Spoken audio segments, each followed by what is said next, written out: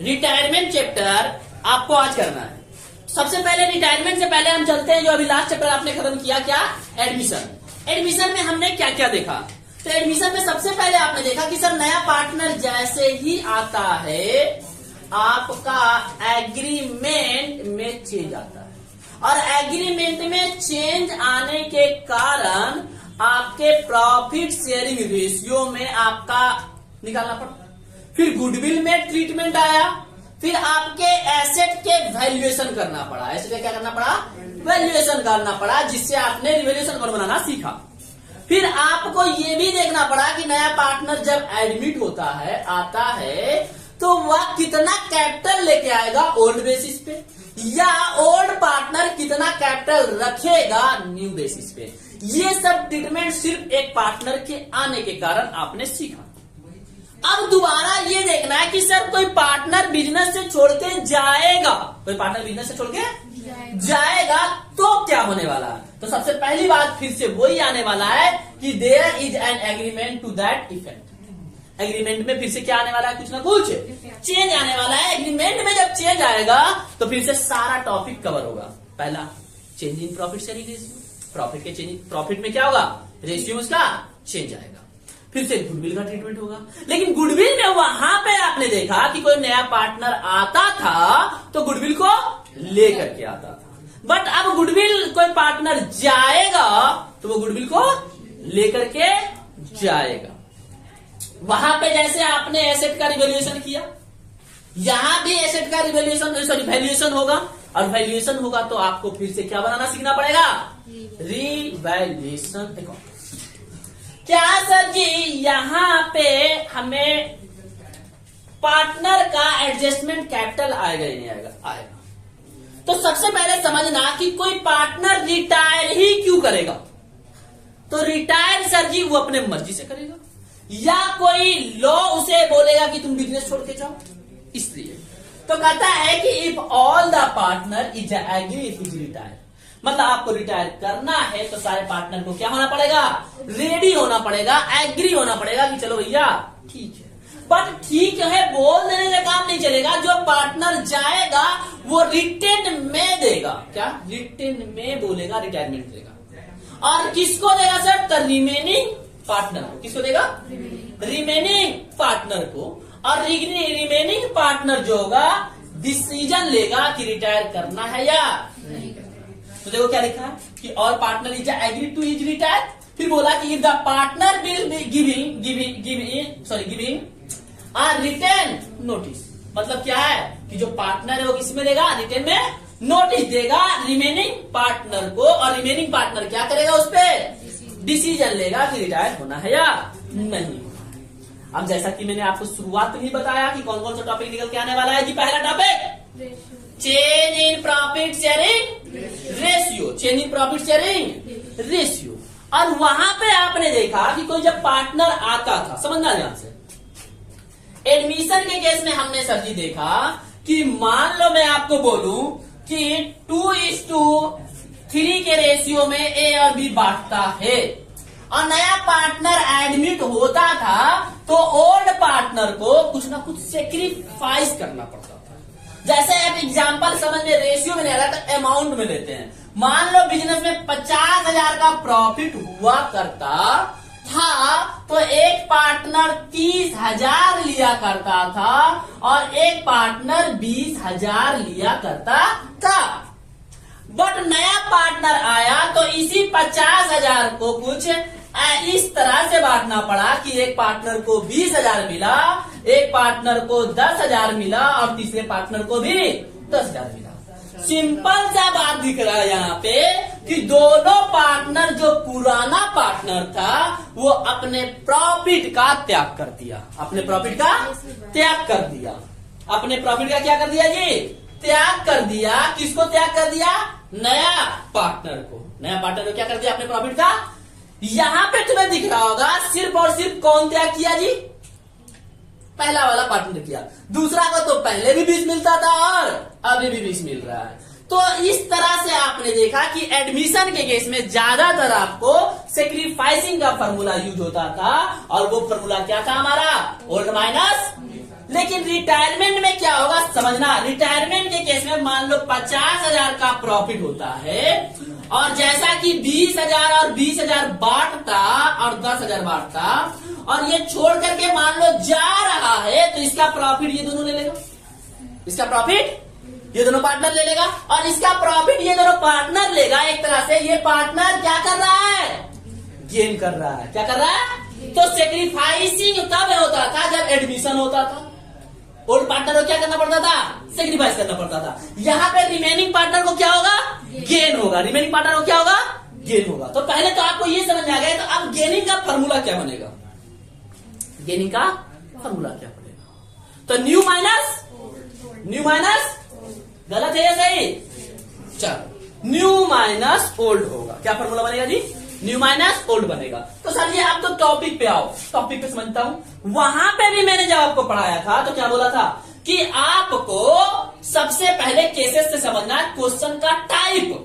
पहला टाइप मैंने समझाया था कि मान लो कि कोई पार्टनर एडमिट हो रहा है और क्वेश्चन में कुछ भी आगे ना बोले तो आपके लेट के बनाना है। Let the total ratio equal to 1। Let करके 100 के बेड पे नहीं, मान के। कैसा? मान के कि टोटल रेशियो कितना है मेरा, 1 है। चलो जी, दूसरा मैंने बोला कि या तो क्वेश्चन में फ्रॉम वर्ड दिया हो, या तो क्वेश्चन में टू वर्ड दिया हो, या तो क्वेश्चन में सरेंडर वर्ड दिया हो। तो कैसे कैसे हम कौन सा मेथड यूज करते हैं, कहा एडमिशन में, कहा एडमिशन में। तो रिटायरमेंट में क्या होने वाला, तो रिटायरमेंट में भी कुछ केसेज बनने वाले हैं। रिटायरमेंट में भी कुछ केसेज बनने वाले हैं। कैसा केसेज बनने वाले हैं देखते हैं। तो स्टार्ट करते हैं क्या हम लोग, change in profit sharing ratio. पहला टाइप का क्वेश्चन समझना है, लिखा है मैंने केस 1। केस 1 क्या बोलता है, when the one partner retire. एक पार्टनर क्या हो रहा है, रिटायर हो रहा है and new profit sharing ratio is not given. और क्वेश्चन में क्या बोल रहा है, कुछ भी दिया हुआ क्वेश्चन में सिर्फ दिया हुआ है कि कोई पार्टनर जा रहा है, कोई पार्टनर। जैसे कि मैंने एग्जांपल लिया है कि एबीसी पार्टनर है 3:2:1 के रेशियो में और क्वेश्चन ने बोला कि बी इज रिटायर। क्वेश्चन डाइड क्या बोला।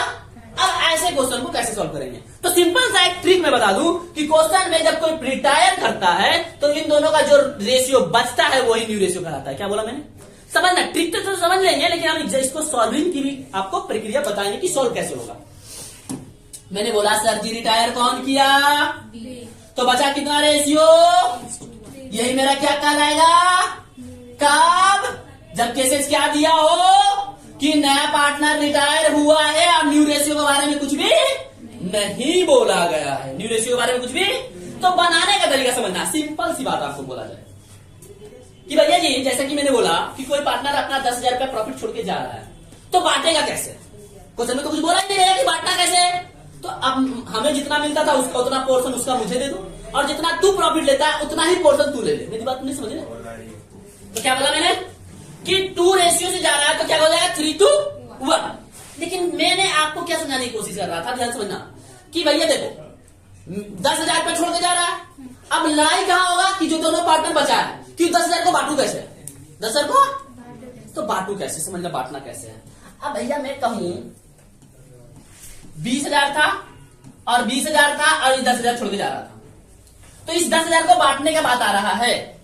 तो कहेगा जितना पोर्शन से हम प्रॉफिट बिजनेस में लेते हैं उतना ही पोर्शन से मुझे उसका प्रॉफिट दे दो, उतना ही पोर्शन से मुझे उसका प्रॉफिट।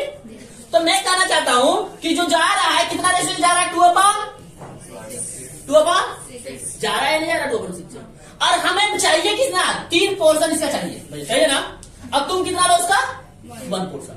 क्वेश्चन में कुछ ना बोला गया है तब, क्वेश्चन में कुछ ना बोला गया है तब कि सिर्फ बांटने की बात कर रहा हूं मैं। क्या बात कर रहा हूं कि इसको बांटेंगे, इसको, अरे भैया जो 10,000 रुपया छोड़ के गया उसको अपने अपने पोर्शन में बांटेंगे, जितना जितना रेशियो लेते थे। ये छोड़ के कितना जा रहा है 2/6, तो बांटेंगे कितना पोर्शन में, 3/6 और 1/6 बांटेंगे। भैया कोई दिक्कत किसी को कोई प्रॉब्लम बांटने में, तो बांटेंगे तो कैसे सॉल्व होगा, देखो ध्यान से। जब बांटेंगे तो 2/6 को बांटना है किसमें, तुमने बोला भाई, तो ये बांटा तो किसका हुआ, अरे किसका हुआ, ए को गेन हुआ, ए को क्या हुआ, और ये 2/6 को 1/6 बी को क्या हुआ। अब मेरे पास बताओ, मेरे पास पहले से 20,000 था उसका वाला मेरे को 10,000 मिला तो मेरे को मिला कि हो गया कि इतना मेरे पास 27। 7,000 मिला ना, 20 मेरे पास था, 7,000 मुझे मिला, 3 तो उसको मिलेगा, तो मेरे पास कितना। अब बताओ कि मेरे पास था कितना 3/6। अब मिला मुझे कितना, तो हम क्या करेंगे इन दोनों को, अरे भाई मिला तो ऐड करना पड़ेगा ना जी, तभी तो मेरा निकल के आएगा क्या, न्यू रेशियो। क्या करना पड़ेगा, जब क्वेश्चन में क्या कहा गया हो, कुछ भी नहीं बोला गया, क्वेश्चन कुछ भी सर जी क्वेश्चन में बोला गया हो तो अगर केस देखो ना जी, साफ साफ लिखा है कैसे कि when the remaining partner, sorry, when the remaining partner is taken profit share of the retiring partner in agreed ratio। मतलब जो पार्टनर जा रहा है, जो पार्टनर जा रहा है, मान लो मैंने एग्रीमेंट में बना रखा था भैया कोई भी पार्टनर कभी भी रिटायर करेगा तो उसको हम अपने प्रॉफिट शेयरिंग रेशियो में ही डिस्ट्रीब्यूट नहीं करेंगे, प्रोपोर्शन में नहीं लेंगे, कैसा लेंगे, नया रेशियो एक होगा, क्या होगा एक, तो भैया बांटो भी नए रेशियो में। क्या बोला मैंने, जैसे एक क्वेश्चन है मेरा कि एबीसी 3 पार्टनर है और रिटायर कौन कर रहा है जी, तो बी कितना से रिटायर कर गया, बी कितना से रिटायर कर गया 3/10, रिटायर कितना से कर गया। अब 3/10 को तुमने पहला अभी सीखा, क्वेश्चन यहीं पे होता तो हम क्या करते हैं 5:2 में बांट लेते, 5:2 में, लेकिन क्वेश्चन में आगे बोल दिया कि taken by A and C in the ratio, मतलब इसको आप किसके रेशियो में बांटना है, 3/10 को किसके रेशियो में बांटना है, 2:1। तो मतलब पहले बांटना है ना, तो देखो 3/10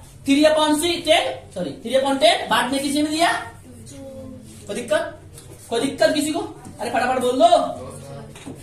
तो क्या हो गया मेरा, इसको बांट लिया पहले, अब ये बट के आया है तो फिर से वही वाली बात, मेरा पैसा जितना था वो और जो मिला मुझे वो ऐड कर दो, तो क्या बन के आ जाएगा, क्या बन के आ जाएगा, न्यू रेशियो। यहां तक किसी को डाउट। अब यहाँ केस 2 में एक और सिचुएशन बताओ, जैसे मैंने क्वेश्चन बनाया था तो एक ही पार्टनर को हुआ था, तो अगला जो मैंने एक क्वेश्चन लिया है ना ये इस तरह से है कि एबीसी 3 पार्टनर, पंकज सरदत कर रहा है, मेरा नाम आया फोन पे आपके, मैंने पंकज